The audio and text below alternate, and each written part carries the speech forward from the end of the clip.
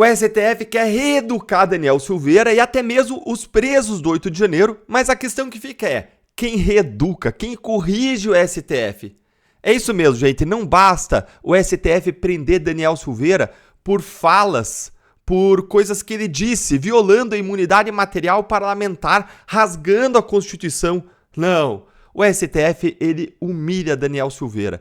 Ele está obrigando Daniel Silveira a pedir desculpas para ele ter benefícios a que ele tinha direito. E mais, está obrigando ele a prometer que ele nunca mais vai fazer isso. Eu nunca vi isso acontecer nem com estuprador, com assassino, com nada, mas só com quem ofende os Supremos. Eu vou te explicar essa história que vai deixar você indignado e você vai ver outras coisas parecidas acontecendo, mas antes deixa o seu like aqui no vídeo, segue o canal para voz a nossa indignação ir mais longe. Assim você ajuda o algoritmo a espalhar a nossa voz, que passa a ser sua também, é a nossa voz conjunta. Então se tudo isso indigna você, curte esse vídeo, compartilha, segue aqui o canal. Vamos lá, dá uma olhadinha nisso aqui, ó. Moraes concede progressão de regime a Daniel Silveira. Ministro do STF proferiu decisão depois de parecer favorável do STF. Mas não é bem assim, acompanha comigo. Aconteceu nesta segunda-feira, o ministro Alexandre de Moraes concedeu a progressão de regime, essa decisão veio depois do parecer favorável do Ministério Público, e há meses, os advogados tentam a progressão de regime para o ex-deputado. Moraes, contudo, estabeleceu uma série de exigências para o pedido ser deferido. A primeira das exigências tem a ver com o pagamento de multa. A partir de uma vaquinha nas redes sociais, a defesa obteve o valor necessário, visto que Daniel Silveira não tem dinheiro. Após o depósito, a PGR informou que a quantia precisava de correção. Então, os advogados quitaram o restante, somando o total aí aproximadamente R$270 mil. Mesmo assim, a PGR entendeu ser necessária a realização de um exame criminológico. Aí o governo do Rio de Janeiro realizou, emitiu um parecer em favor de Silveira. Aí o Moraes mandou o executivo complementar a análise, complementar o exame e entregue dias depois. Eu vou falar um pouquinho mais sobre o exame em seguida. Aí na semana passada, o advogado do Silveira, o Paulo Faria, denunciou Moraes e a PGR na Comissão Interamericana de Direitos Humanos. Além de reconstituir o caso Silveira, contar o que aconteceu para a Comissão Interamericana de Direitos Humanos, que vai do flagrante perpétuo do Daniel Silveira até o inquérito inconstitucional da fake news. Esse documento, essa denúncia feita pelo advogado do Daniel Silveira, afirma que Moraes e Gonê violaram o Pacto de São José da Costa Rica por torturarem Silveira fisicamente e psicologicamente ao não autorizarem, por exemplo, a progressão de regimes. Afinal de contas, ele já satisfazia as condições para a progressão de regimes há tempos, mas o STF foi colocando mais e mais condições que não estão na lei. E, então, o advogado do Daniel Silveira está contestando isso na Corte Interamericana de Direitos Humanos, que tem autoridade para anular decisões do Brasil e, inclusive, para mandar indenizar vítimas de abusos judiciais, como Daniel Silveira e como os presos do 8 de janeiro e como outros tantos. A Corte Interamericana tem autoridade sobre o Brasil para fazer isso, porque o Brasil faz parte do chamado Pacto de São José da Costa Rica ou Convenção Interamericana de Direitos Humanos. Então, essa é basicamente a notícia, gente, que eu quero comentar aqui com vocês.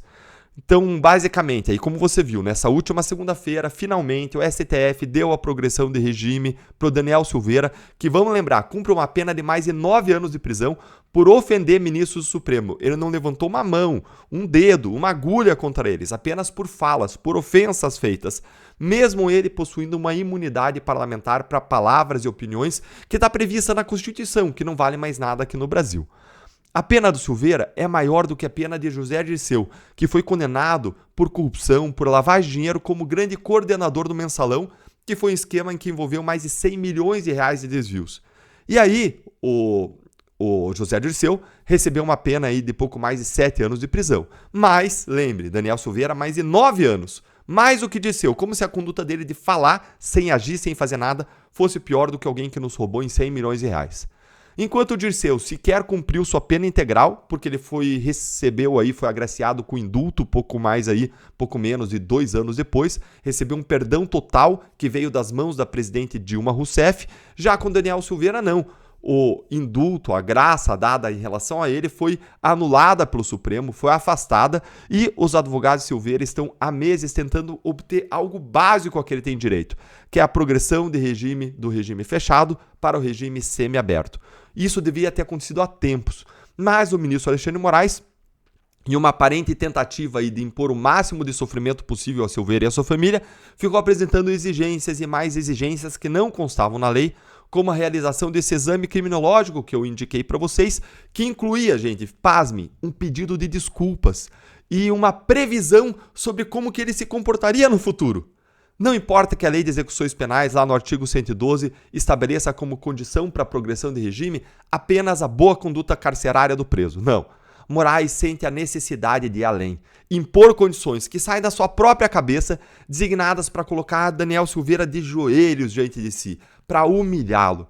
Silveira não tem nem mesmo o direito de expressar a sua opinião sobre a condenação que sofreu, porque está sendo exigido dele não só arrependimento, mas também uma declaração expressa de que ele considera a punição dele legítima e de que ele não poderia ter agido como ele agiu. Parece que o STF está tratando ele como os pais tratam uma criança de 3 anos de idade. Mas os pais eles têm a liberdade de fazer isso com a criança. Já um ministro supremo só pode falar o que está na lei, mas não tem na lei isso. Trata-se aí na prática de uma reeducação forçada. Algo que, aliás, Moraes e a PGR já aplicam aos réus do 8 de janeiro, que são obrigados a assistir um cursinho sobre democracia. E é irônico que Moraes e o restante do Supremo estejam punindo Daniel Silveira por supostamente atacar as instituições brasileiras, quando uma das principais fontes de ataque à credibilidade da nossa democracia e das instituições é, na verdade, o próprio STF, o Moraes, é o comportamento desses ministros.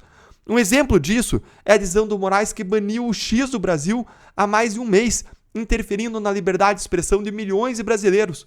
Ou mesmo a decisão do último sábado, dada um dia antes das eleições, de intimar Pablo Marçal a prestar depoimento sobre o uso pelo Pablo Marçal da rede X durante o banimento do X do Brasil.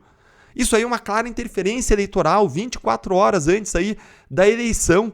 O fato de Pablo Marçal ser um dos líderes das pesquisas, a total falta de urgência em relação ao depoimento dele naquele momento, pensar ele dentre um monte de gente que usou o X naquele período, o fato de que o uso do X não tem nem capacidade de influenciar as eleições, já que ele estava banido do Brasil. Tudo isso reforça a percepção de que Moraes escolheu Marçal como alvo para atingi-lo na véspera do primeiro turno. Um outro elemento que sustenta essa impressão é que Moraes escreveu na decisão que Marçal já teria cometido abuso de poder político e econômico, tomando uma conclusão aí descabida que nem caberia a Moraes, uma vez que ele nem é mais juiz da Justiça Eleitoral, ele só está no Supremo. Então aí as evidências de interferência eleitoral se avolumam. Mas não é o STF que ofende a democracia e as instituições, não, é Daniel Silveira, são os presos do 8 de janeiro, que não tem uma caneta com poder como aquela que tem os ministros. Gente, seguindo a lógica do STF, que ele aplicou aí no caso do Daniel Silveira, no caso dos 8 de janeiro, caberia a Moraes fazer agora um reconhecimento dos seus erros, se submeter a uma punição, dizer que a punição foi justa. E ainda, Alexandre de Moraes deveria se comprometer a mudar o seu comportamento no futuro.